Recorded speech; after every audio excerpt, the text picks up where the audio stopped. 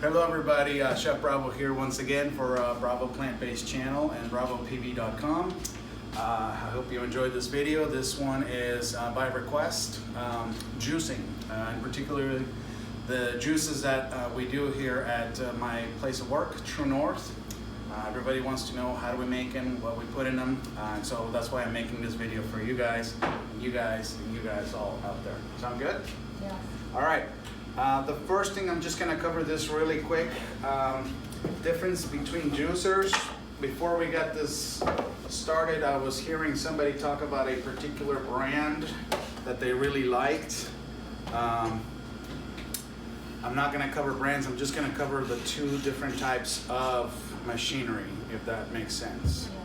What we have here is two different types of juicers. This is what's called a masticating juicer, and this is what's called a centrifugal juicer. The difference between these two is the type of mechanism inside, so to speak. So this guy here works with gears. So as the stuff is coming down on it, it basically just sort of squeezes it really hard until the juice comes out, so to speak. That is your typical masticating juicer. It works really well if you juice leaves, like if you like doing kale or spinach for your juices. So what happens is it's a slow sort of squeezing kind of a thing. Again, this one's good if you do a lot of leaves because the parts don't move very fast and it just squeezes the juice out of it, okay?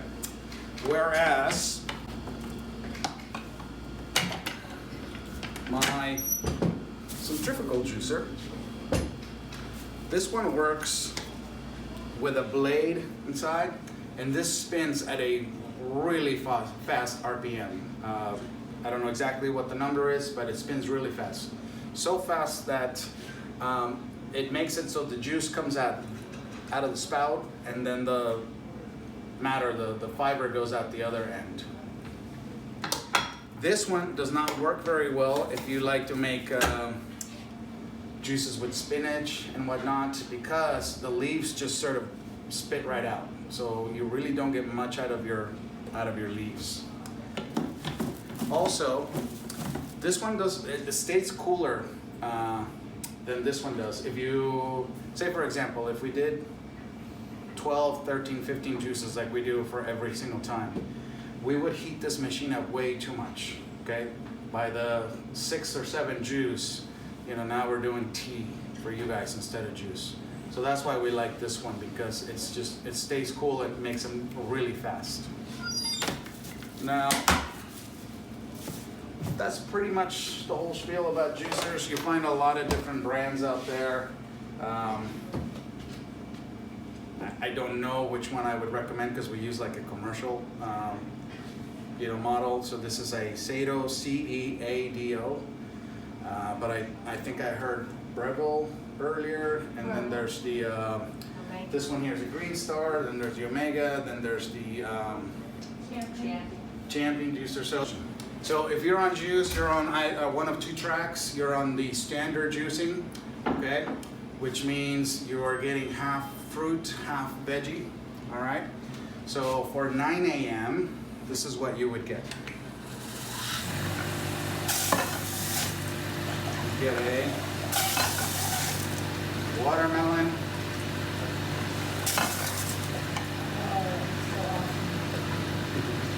and celery. And our ratio is about half and half, okay? Okay, so there you go. I'm also gonna move this just a tad bit. All right, so that is the 9 a.m. For 12, you would get an apple celery. This is another half and half. Depending on your apples, we figure it's about 2 apples to about 4 stalks of celery. 3 or 4. There we go. Is it green apple? These ones are Honeycrisp. But we do use other apples. Sometimes we have Jazz apples. My favorite ones are sugar beet apples. They're like the perfect combination of sweet and sour. Just like perfect balance. Sugar. Okay, so 9, 12. For 3, you would get another one of these, okay? And then for 5, you get carrot, apple, and celery.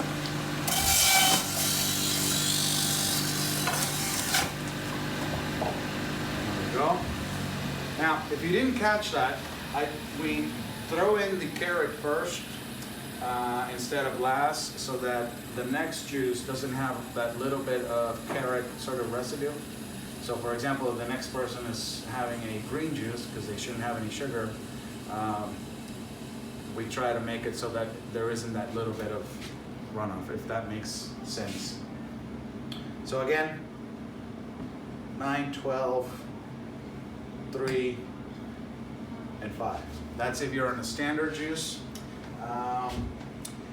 If you're on a vegetable juice, here's what we do. We have, usually it's about one each, but these ones are pretty large. So we go cucumber, zucchini, and celery. So this